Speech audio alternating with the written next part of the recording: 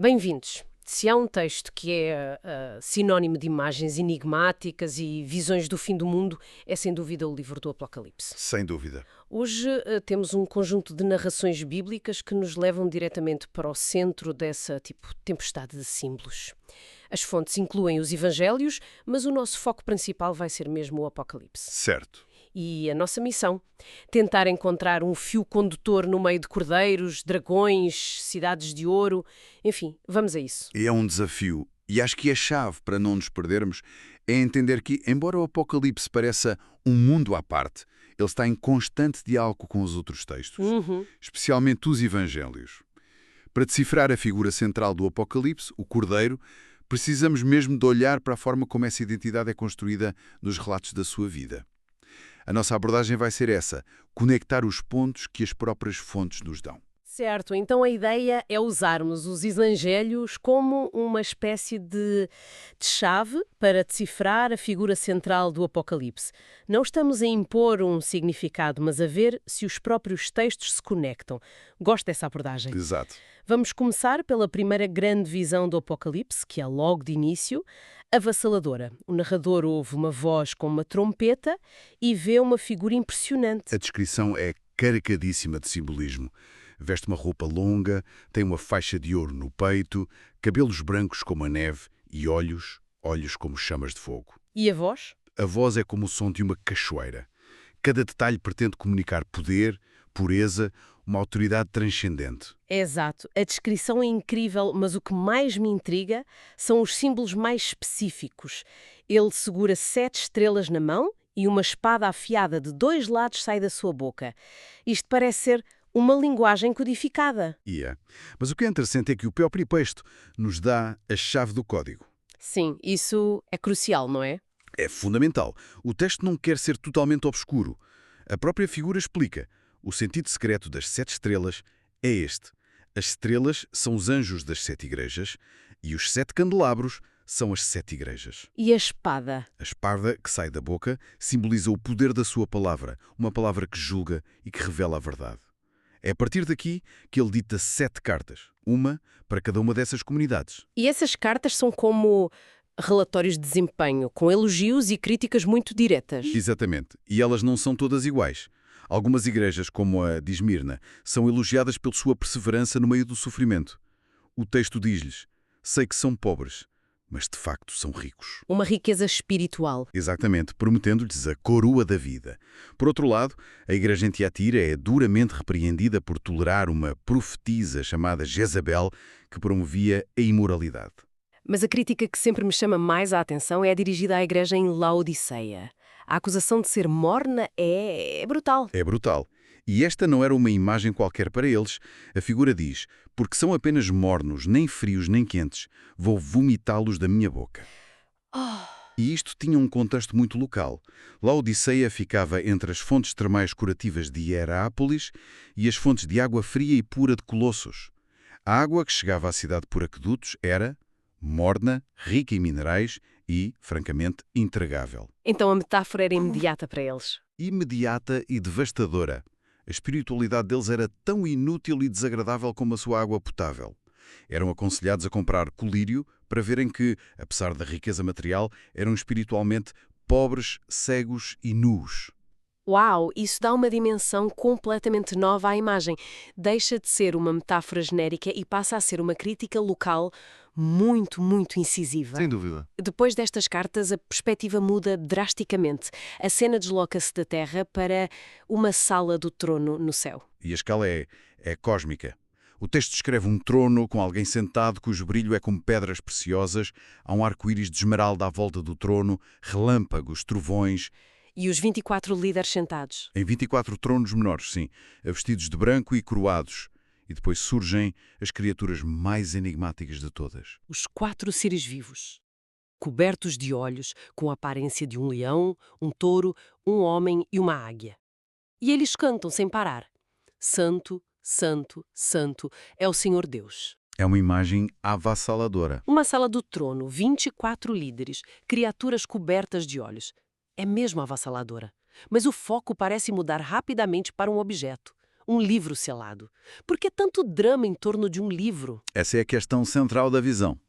O livro está na mão daquele que está no trono, selado com 7 selos, e parece conter o plano divino, o destino do mundo. Certo. Um anjo poderoso pergunta: quem é digno de quebrar os selos e abrir o livro? E a resposta é um silêncio esmagador. Ninguém em todo o universo, céu, terra ou submundo, é encontrado digno. E o narrador desespera. Exato. Ele diz que chora amargamente, porque o futuro, em essência, permanece fechado e inacessível. E quanto a esses 4 seres vivos, eles têm algum significado simbólico para além da aparência estranha? Sim, e a interpretação tradicional é muito, muito bela. Eles não são aleatórios. São vistos como representantes de toda a criação. O leão como o mais nobre dos animais selvagens. O touro dos domésticos. Exato, o touro dos animais domésticos. A águia das aves e o homem como o auge da criação. A sua presença ali, a adorar incessantemente, é uma forma poética de dizer que toda a natureza, em todas as suas formas, reconhece e adora o Criador. Que imagem poderosa. Portanto, temos toda a criação reunida, mas paralisada por este livro selado. A tensão é palpável. É enorme. E é nesse momento de desespero que surge a solução. Exatamente. Um dos líderes diz ao narrador para não chorar, porque o leão da tribo de Judá venceu e é digno de abrir o livro. Mas quando o narrador olha, ele não vê um leão. Não, ele vê um cordeiro de pé, como se tivesse sido morto. Este contraste entre o leão vitorioso e o cordeiro sacrificado é o coração da mensagem. E quando este cordeiro pega no livro, a atmosfera muda completamente. O desespero transforma-se em adoração. Completamente. Os 24 líderes e os 4 seres vivos prostram-se e cantam uma nova canção, dizendo que ele é digno porque foi morto e, com o seu sangue, resgatou pessoas de todas as nações da terra. O que é fascinante aqui é como esta imagem do cordeiro se conecta diretamente a outras partes das fontes, não é? Sim, não é um símbolo que surge do nada. No Evangelho de João, quando João Batista vê Jesus pela primeira vez, a sua declaração é profética. Aí está o Cordeiro de Deus que tira o pecado do mundo. Ah, claro. O Apocalipse está a pegar nessa identidade e a elevá-la a uma escala cósmica. Faz todo o sentido. E os evangelhos reforçam essa ideia de sacrifício de várias maneiras. Jesus fala em nascer de novo, não apenas fisicamente, mas espiritualmente, para se poder ver o reino de Deus. E ele usa metáforas que os seus seguidores, na altura, acharam muito, muito difíceis de aceitar. Ele identifica-se como o pão da vida. E diz que quem come a sua carne e bebe o seu sangue terá a vida eterna. Uma declaração muito controversa. Tão controversa que o texto de João menciona explicitamente que muitos dos seus seguidores o abandonaram por causa disso. Portanto, a imagem do Cordeiro no Apocalipse, que é digno precisamente porque foi morto, está profundamente enraizada nesta identidade de autossacrifício que os evangelhos constroem. Ok, então os evangelhos dão-nos a identidade deste cordeiro como uma figura de sacrifício. Como é que essa identidade se manifesta de volta no Apocalipse, agora que ele tem o livro? Ele começa a abri-lo selo por selo, e cada selo que é quebrado liberta uma força de julgamento ou caos sobre o mundo. É aqui que surgem os famosos 4 cavaleiros do Apocalipse. Sim, imagens que se tornaram icónicas. O primeiro cavaleiro, num cavalo branco, sai com um arco e uma coroa, para vencer. Certo. O segundo, num cavalo vermelho, recebe o poder de tirar a paz da terra e trazer a guerra. Depois, o cavalo preto. O terceiro, sim, num cavalo preto, carrega uma balança simbolizando a fome, a injustiça económica, onde a comida básica se torna um luxo. E o quarto cavaleiro? O cavalo pálido. Exato. Um cavalo pálido, esverdeado, chamado Morte, seguido pelo Inferno. É-lhe dado poder sobre 1/4 da terra, para matar pela guerra, fome, doenças e animais selvagens. É uma cascata de desastres. E a abertura dos selos continua. O 5º selo revela as almas dos mártires debaixo do altar a clamar por justiça. E com o 6º selo, o caos deixa de ser apenas humano e torna-se cósmico. Exatamente. O texto descreve um grande terremoto, o sol a escurecer, a lua a tornar-se vermelha como sangue, as estrelas a caírem do céu. É uma sequência de imagens terríveis, quase cinematográficas. O mundo a desfazer-se. Sim, a ordem da criação a ser completamente invertida. É o caos a tomar conta de tudo. E isto é apenas o começo. Os selos são seguidos por 7 trombetas, e as pragas tornam-se ainda mais específicas e devastadoras. É uma escalada da intensidade. O que acontece quando as trombetas soam? As pragas anunciadas pelas trombetas parecem ecos distorcidos das pragas do Egito. Uma chuva de pedra e fogo misturados com sangue queima 1/3 da terra e das árvores. Terrível. Uma grande montanha em chamas é tirada ao mar, destruindo 1/3 da vida marinha e dos navios. Uma estrela chamada Absinto cai sobre os rios, envenenando as águas.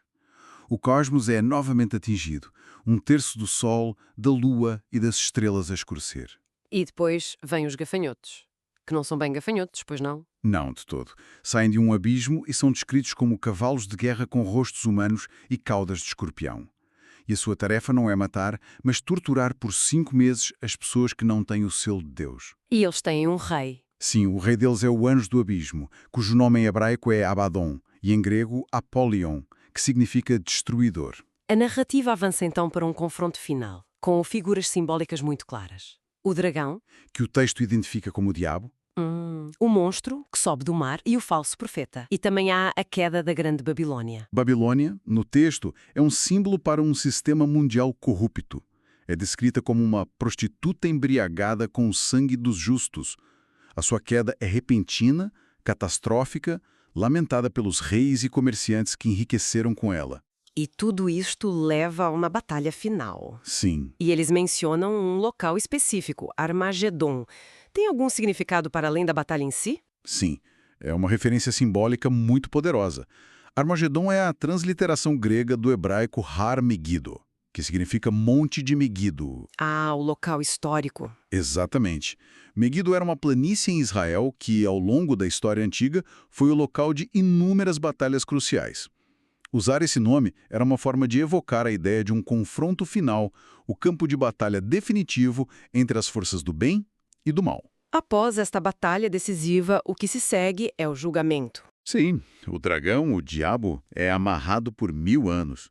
Depois é solto por um último e breve confronto, antes de ser lançado no lago de fogo e enxofre, onde o monstro e o falso profeta já estavam. E depois, o juízo final. Segue-se o juízo final. Os mortos, grandes e pequenos, são julgados com base nas suas obras, que estão registradas em livros. E o texto menciona um livro em particular, o Livro da Vida. Qual a importância dele? Bem, o livro da vida funciona como registro celestial daqueles que pertencem a Deus. No julgamento, o critério decisivo não são apenas as obras, mas se o nome da pessoa está ou não inscrito neste livro. E quem não está? Aqueles cujos nomes não se encontram lá são lançados no lago de fogo, que o texto define como a segunda morte. Não é aniquilação, mas uma separação eterna e definitiva da presença de Deus. É o destino final do mal. Parece um final incrivelmente sombrio. Mas a visão não termina com fogo e julgamento. De forma nenhuma. E essa é talvez a reviravolta mais importante. Se conectarmos isto ao quadro geral, o livro não termina com destruição. Termina com recriação. A promessa final? Exato. A visão final é a de um novo céu e uma nova terra. E a descida da Nova Jerusalém, a cidade santa. É o culminar de tudo. E a descrição desta cidade é de uma beleza e perfeição absolutas. É transcendente. Brilha como uma pedra preciosa, tem muralhas altas com 12 portões, cada uma única pérola. As fundações são adornadas com todo tipo de joias. Mas os detalhes mais significativos são aquilo que está ausente. Como assim? Não há templo na cidade, porque o Senhor Deus Todo-Poderoso e o Cordeiro são o seu templo. E o mais importante, não haverá mais noite. Não precisam de sol nem de lua, pois o Senhor Deus brilhará sobre eles. O trono de Deus e do Cordeiro no centro de tudo. E a promessa é que ele enxugará todas as lágrimas dos seus olhos. É uma jornada em tanto a que estes textos nos apresentam.